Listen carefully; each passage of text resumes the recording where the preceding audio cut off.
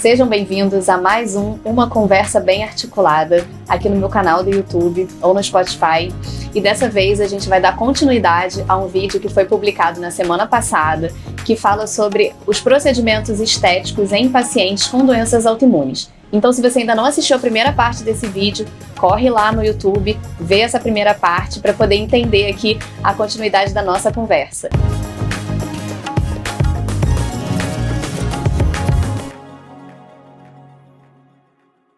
Então eu chamei hoje novamente a doutora Bruna Abdenur, que é dermatologista com experiência clínica, cirúrgica e estética, e minha amiga também, para continuar essa conversa que foi ótima na semana passada, né, Bruna? Seja bem-vinda. Obrigada novamente, amei estar de volta. A conversa foi tão boa que a gente não conseguiu terminar a tempo, né? Então estou muito feliz de estar aqui de volta. Vamos continuar tirando dúvidas. A gente falou sobre alguns procedimentos, né, na semana passada. Falamos sobre o uso do laser, da luz pulsada para depilação, da toxina botulínica, dos preenchedores de ácido hialurônico. Fomos até um pouquinho além aí da conversa, que não estava programada, e acabamos não falando de alguns outros, né? Bruna, te perguntando assim sobre um dos procedimentos que eu acho que tem sido mais falados ultimamente, né, que são os bioestimuladores de uma forma geral, né? A gente sabe que tem os injetáveis, tem os bioestimuladores de formato de ultrassom microfocado, que as pessoas estão procurando muito por esse efeito lifting, por essa coisa de criar um banco de colágeno, né, que eu não sei se é real, se não é, mas eu sei que resultado o negócio dá, né? E funciona. Que funciona. Então, fala pra gente um pouquinho sobre esses procedimentos, e se você... o que você tem assim de experiência ou que a gente tem de estudos nesses assuntos ligados aos pacientes com doença autoimune? Na verdade, o bioestímulo de colágeno, ele está sendo bem badalado, né? A gente, na dermato, vê como a grande promessa dos procedimentos, porque a gente começa a fazer cedo, então a partir dos 30 anos, ali mais ou menos, o paciente já começa a fazer o seu banco de colágeno, e a gente retarda bastante a necessidade de um lifting. Por isso que a gente fala que é o efeito lifting, né? O bioestímulo de colágeno, como você falou, ele pode ser injetável ou em formato de ultrassom microfocado, que é uma tecnologia. Dos injetáveis, os mais famosos são a hidroxiapatita de cálcio e o ácido polialilático, tá? Então, eles são injetados, né, em camadas diferentes, a maioria das vezes por cânula, e eles vão causar uma inflamação ali naquele local, que vão estimular o colágeno, né, através dessa inflamação. Não é imediato, então é preciso ter paciência, a gente vai ver esse resultado ali a cada mês, com uma evolução ali máxima de 6 meses, mas o que eu falo bastante no consultório é que quando a gente pega uma foto, então se a gente tirar uma foto hoje e daqui a 2 anos, é impressionante como nós estamos mais jovens daqui a 2 anos. Existem vários testes, né, que a gente pode fazer de flacidez, aperta a bochecha, vê até onde vai, né, a minha ó, tá durinha, meu colágeno está em dia. Não vou fazer esse teste aqui não, vai, continua. Então, assim, existem esses testes em torno da flacidez e a gente realmente vê um resultado. Então, o injetável, a gente aplica no subcutâneo ali, mais um pouquinho abaixo da derme, e faz aquele estímulo de colágeno, e o ultrassom microfocado, que é com uma tecnologia, né, e aí existem vários, tem o Ultraformer, agora o mais recente é o Ultraformer MPT, Liftera, Ultera, né, existem várias tecnologias, não vamos entrar nesse mérito, mas ele faz esse estímulo no músculo. Então, eu sempre tento ser didática para os pacientes, e eu explico que esse estímulo no músculo é como se a gente pegasse um bife e colocasse na frigideira. Nós fazemos com o laser, né, com o ultrassom, microcoagulações. Então, é como se a gente colocasse o bife na frigideira e o que acontece com ele? Ele encolhe. Então, existe essa contração muscular no nosso rosto e isso faz o efeito lifting imediato. Depois disso, a inflamação vai causar o estímulo de colágeno. E aí tem uma coisa bem interessante, né, Bruna? Você falou o tempo todo que a gente está causando inflamação para ter resultado. E eu acho que isso é o grande medo nos nossos pacientes com doença autoimune, quando a gente fala desses procedimentos em si, né? Exatamente. Quando a gente está falando de pacientes com doenças autoimunes, isso torna um pouquinho mais complicado. Eu acho que de todos os procedimentos que nós falamos na semana passada E hoje, esse é o que a gente tem um receio maior, né? Eu acho que são duas questões, né? Primeiro, o fato da gente entender o mecanismo de ação da tecnologia ou do injetável e ver que isso causa um processo inflamatório para criar um reparo, para construir colágeno. Então, isso assusta um pouco a gente, porque a gente está pegando um paciente que já tem uma predisposição para uma doença inflamatória desenfreada ali, né? Se não tiver tratamento, e também porque é uma tecnologia nova.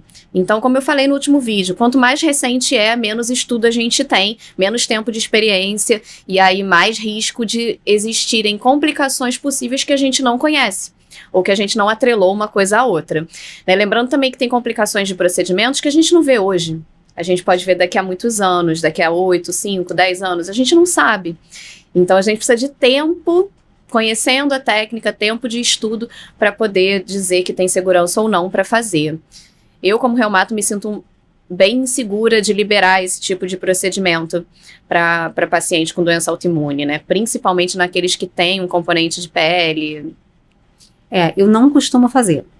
Eu acho que o bioestímulo, por mais que seja essa grande promessa e que todos tenham o desejo de fazer, realmente é o mais complicado. É o que a gente realmente tem que ter um pé atrás.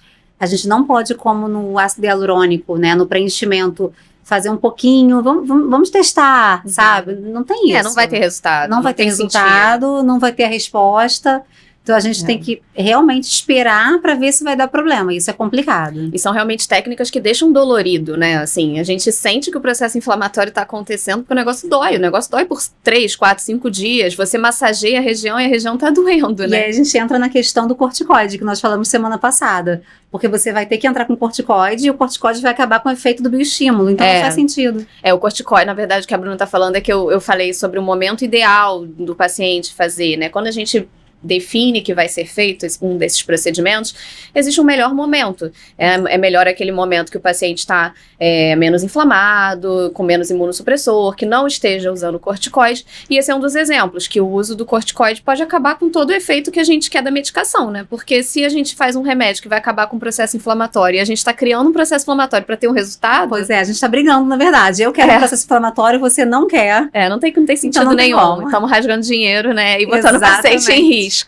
Então, realmente, esses procedimentos, eles são mais delicados, pelo menos assim, quando a gente pensa fisiologicamente, me assustam mais, me preocupam. É um custo-benefício que não vale, né? Nesse exato momento, com os estudos que nós temos, que são quase nulos. São zero, Eu não falei quase porque vai ter algum andamento, mas isso, zero estudo, não vale a pena o custo-benefício. Fora a responsabilidade, né, de a gente assumir essa liberação para o paciente, que é óbvio que existe, né? Por mais que o paciente entenda, que ele diga que tá tudo bem, é uma responsabilidade do médico que detém o conhecimento mais aprofundado de dizer, não, isso eu não acho que é uma boa ideia. Né? Nem sempre é bem visto, mas é necessário esse não. A gente tem que saber falar, óbvio que tem momentos que isso é chato, mas eu acho que aí também é a famosa balança, né? O quanto você está disposto a pagar por isso. Porque, assim, gente, fazer procedimento é fácil. Você não precisa de indicação de reumato, não precisa, assim, não tô sendo hipócrita, você não precisa esconder isso de ninguém, né? Se você quiser fazer, você vai no médico, não fala nada, não diz que tem e vai ser feito. Claro. O médico vai te perguntar, você vai mentir, né? Você tem lúpus? Não. Você usa alguma medicação? Não. E aí o dermato vai fazer, se ele não tiver realmente com nenhum estereótipo da doença, é impossível. Sim, não tem como a gente saber. Não tem como saber, né? Não existe um risco cirúrgico para se fazer um procedimento estético. Então, o médico não tem como saber, a não ser que ele seja, né, que seja relatado. Mas, assim, acho que vale aí a responsabilidade também do paciente com a própria saúde nesse momento, né? É exatamente isso. Acontece muito na emergência, né? Acho que dentro do consultório menos, graças a Deus. Mas tem alguma comorbidade? Não. E aí você pergunta, mas tem pressão alta? Você é hipertensa? Ah, sim. Então, quais remédios que você usa? Usa um monte? Não. Tem algum remédio? Usa algum medicamento contínuo? Não, só losartana. Então temos uma hipertensão. Muito, exatamente. Isso é comum, mas às vezes não é por mal. Às vezes o paciente ele não acha que aquilo é uma doença, né? Eu acho a importância desse vídeo, né, dessa conversa, é justamente esclarecer e mostrar que o paciente precisa dessa autorização, ele tem que procurar saber se ele tem uma doença, seja qual for, ele precisa saber quais são as restrições dessa doença. Se ele pode, né? E falar pro médico, né? Falar, olha, eu tenho tal coisa, tem problema? Ah, não tem. Ah, então tá bom. Né, mas até, assim, partir do paciente também é interessante, né? E perguntar para o médico seu clínico de acompanhamento, a pessoa com quem, né, que conhece toda a sua história, se aquilo é um problema ou não. A gente está aqui falando sobre doenças autoimunes, mas a gente sabe que existem outras condições de saúde Sim. também, né, que também são super delicadas. Até algo que me passou aqui na cabeça, que a gente não falou no último vídeo, mas que é uma grande preocupação em qualquer procedimento, é a síndrome de fosfolípide. Esses pacientes têm mais risco de complicações necróticas, de tromboses, e aí a gente está fazendo um procedimento que vai causar uma inflamação local. A gente não sabe se tem segurança de fazer nesses pacientes ou se não pode ter mais complicações nesse paciente, né? É difícil, são doenças muito raras para pouco estudo. E a importância do paciente ter essa consciência também porque, às vezes, na anamnese, a gente não consegue citar. Não, às vezes não, né? A gente não cita todos. Não tem como a gente pegar uma lista de doenças existentes, né, no mundo e citar. Então, o paciente que é portador dessa doença, ele tem que ter esse start, né? Ele tem que saber que ele precisa informar. É igual a alergia. Tem alergia a alguma coisa? Não, só de pirona. Sabe? Então, sim, eu tenho alergia. Sim, entender a importância de citar, né? De falar tudo que se tem. Mesmo que seja de uma fruta. Exato. Não, abacaxi não faz reação cruzada com látex? Exatamente. Extremamente importante. Quem tem alergia à abelha não pode fazer aplicação de hialuronidase. Pois é, também tem isso. Eu preciso saber disso antes do preenchimento. Claro, porque você já sabe que aquele paciente você não vai poder reverter se der algum problema. Né? Agora, tem umas que são muito clássicas e a gente sempre vai perguntar, né? Como isso você sempre vai perguntar, porque faz parte do seu dia a dia. Agora tem às vezes uma condição que você fala, opa, peraí, prefiro ouvir de alguém que entenda do assunto antes de eu fazer um procedimento aqui, porque eu não entendo disso, não é minha área de atuação e eu não sei se eu me sinto confortável de fazer isso com segurança. E não tem nada de errado nisso como profissional. A gente não sabe, a gente não detém o conhecimento de tudo, de forma alguma. A gente se sente muito mais seguro em falar com outro profissional de outra especialidade e com essa conversa ele liberar. Então você fala, nossa, realmente, eu tô certa, eu vou fazer esse procedimento e eu tenho um respaldo, né? E eu tenho a quem procurar se acontecer alguma coisa. Então a gente vai trabalhar junto em prol desse paciente. Isso também é válido do contrário, né? Porque às vezes a gente cria na nossa cabeça assim, não pode. Procedimento estético, doença autoimune, não tenho nada para falar, não pode, não deixa nem o paciente terminar de falar. Não, esquece, próxima, né? Mas quando a gente escuta às vezes dermatos que estudam essas complicações e que falam, né? A gente tem alguns dermatos que são reumatos também, né? Porque essas doenças, essas especialidades conversam muito e tem alguns poucos profissionais que fizeram as duas especialidades aqui no Rio e que a gente tem bastante contato com eles em palestras. E às vezes eles mostram pra gente uma visão que não é tão perigosa, assim. Eles falam, olha, eu não vejo com maus olhos tal e tal coisa. Porque se a gente pensar nisso, aí a gente, realmente... Porque a gente não sabe como funciona totalmente o mecanismo de ação de todos os injetáveis, de todas as tecnologias. Então, essa troca também ajuda, às vezes, a gente numa decisão. É a falta de estudo. Também. Então, assim, essa conversa, né? A maioria das intervenções, dos procedimentos dermatológicos, eles são locais. E às vezes eles não são nem tão profundos assim, ele não chega nem no músculo. Não tem a capacidade de causar um processo inflamatório tão grande. Eu vi outro dia uma profissional, que eu não sei nem o nome realmente, porque apareceu no Instagram pra mim, e era exatamente isso, ela falando, olha, se você tem psoríase, é só skincare, você não pode fazer nada. E aí eu fiquei pensando, nossa, ela foi na internet falar isso, né, que realmente a pessoa só tá liberada para fazer skincare, mas será que precisa ser tão radical? E aí vem toda a nossa conversa. A gente tem quem tem psoríase numa plaquinha no couro cabeludo, ou no cotovelo, e quem tem psoríase de corpo inteiro. Exatamente. São pacientes totalmente diferentes. Eu acho que a gente também tem que botar tudo isso aí na ponta do lápis, né? Os pacientes, eles têm... As doenças autoimunes, elas têm um nome único, tipo lúpus, mas olha, eu tenho lúpus, que é um lupinho, e eu tenho um lupão, né? E não são a mesma doença. Cada vez mais a gente fala de clusters de fenótipos, né? Que aquele paciente, ele vai ter mais interferon, então ele vai ter mais tal acometimento. Aquele outro vai ter mais outra citocina inflamatória, vai ter outro acometimento. São doenças diferentes. A gente trata diferente. Então, por que a gente não vai individualizar as indicações também, né? Eu ia falar isso. Os tratamentos hoje em dia eles são totalmente diferentes. Não é só uma dosagem um pouquinho maior ou uma dosagem um pouquinho menor, como era feito antigamente, né?